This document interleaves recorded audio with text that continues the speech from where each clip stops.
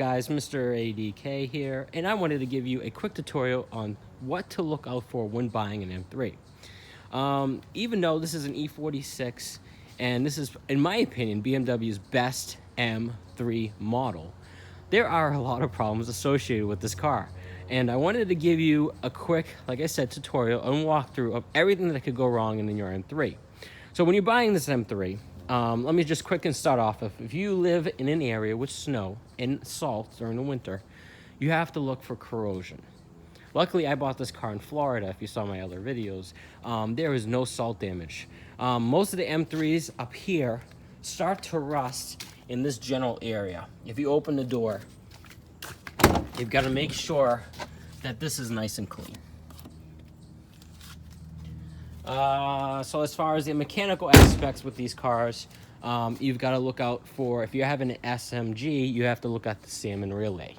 It's got 100% failure rate with the fuses. So it's just a $10 fuse you could buy on eBay. If you do purchase a car like this, I would recommend replacing it immediately and having a spare in the trunk.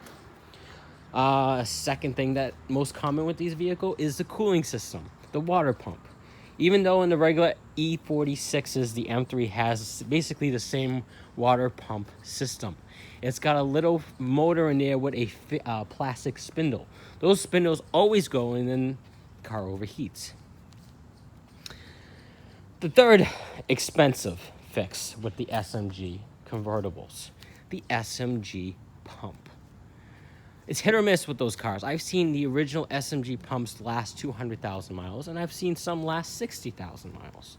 So that's something you got to be very careful when you're buying an SMG. You got to make sure that it's been serviced, the fluids changed, because sometimes if you don't take care of the SMG, even though you do, it will fail. The fourth thing, the vanos in the system. Very common failure in this car. I know from 2001 to 2003 they had a recall. This car, I believe, has been fixed by the dealer under a recall.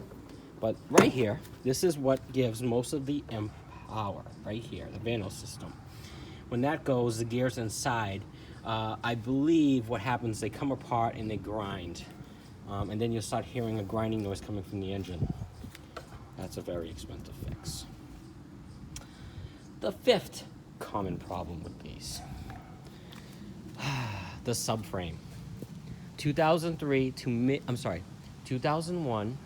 to mid 2003.5 in the convertibles, they have a weak subframe. So before you ever buy a car like this, I highly recommend it. Bring this car to a shop, have it inspected. Don't buy the car and then find yourself a month later you needing to have the subframe fixed, because that could total a car. It's very expensive. Okay, guys. As far as the convertibles go, there's a couple of common things that go with it. The lines to the convertible, to the pump, can leak. So you got to get those lines fixed and inspected. My convertible is having a problem with it going up and down slow.